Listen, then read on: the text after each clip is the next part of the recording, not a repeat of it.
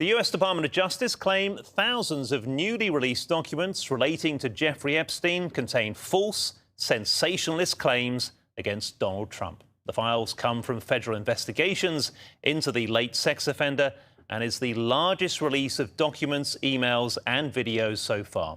James Matthews reports. Interesting on a number of levels. Donald Trump is mentioned many times. There is also mention of the former Prince Andrew. Let's go through some of the content that we've been seeing over the course of this morning. We'll start with an email exchange between someone calling themselves the Invisible Man and signing themselves off as that man appears to be Andrew Mountbatten-Windsor. We've come to that conclusion from reviewing the email address used, which is assigned to the Duke of York in Epstein's contacts book and the chain of correspondence. This individual refers to the Royal Navy, RN, and also to Balmoral, and is also named as Andrew in emails. It's a text exchange or an email exchange with Ghislaine Maxwell. And this email reads, Matt, I'm up here at Balmoral summer camp for the royal family. Activities take place all day, and I am totally exhausted at the end of each day. The girls are completely shattered, and I will have to give them an early night today, as it is getting tiring splitting them up all the time. How's LA? Have you found me some new inappropriate friends? Let me know when you're coming over, as I am free from the 25th of August until the 2nd of September and want to go somewhere hot and sunny with some fun people before having to pull my nose firmly to the grindstone for the fall. Any ideas gratefully received. See ya, A. And there are 3 kisses on that. A reply from Ghislaine Maxwell to that email reads, sorry to disappoint you, however the truth must be told. I have only been able to find appropriate friends. Maxwell adds, we'll let you know about some church meetings on those dates. In turn, the man who we think is Andrew replies that he is distraught. We have seen other material as well. One in relation to Trump. There are many mentions of Trump in this latest tranche, Matt.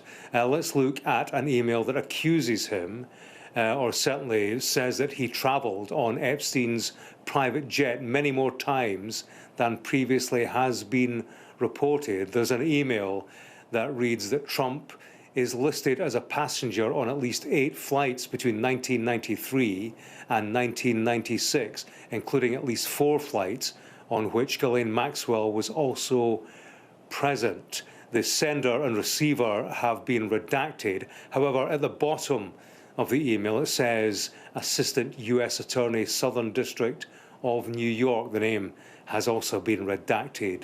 Donald Trump, remember, and it's important to stress, he's emphatically denied any wrongdoing in relation to his relationship with Jeffrey Epstein, and being on any of Epstein's flights doesn't indicate necessarily any wrongdoing. Let's look at some of the other files to be released today. There is a postcard, which is interesting. It appears to have been sent by Jeffrey Epstein, handwritten. In it, he tells the recipient, our president also shares our love of young, nubile girls. When a young beauty walked by, and I'm quoting this postcard, he loved to grab, snatch, and he signs off the postcard with, life is unfair, yours, J. Epstein. That postcard was sent in 2019. At the time, Donald Trump was president. It's not clear who our president refers to in this instance. The Department of Justice, in releasing this second tranche of files, Matt, it's accompanied by a statement from the DOJ, and I will read that to you. It says that some of these documents contain untrue and sensationalist claims made against President Trump that were submitted to the FBI right before the 2020 election. To be clear, it says, the claims are unfounded and false, and if they had a shred of credibility, they certainly would have been weaponized against President Trump already. He goes on to say, this statement, nevertheless, out of our commitment to the law and transparency, the DOJ is releasing these documents with the legally required protections for Epstein's victims. So there you go, a defence of Donald Trump from his very own Department of Justice.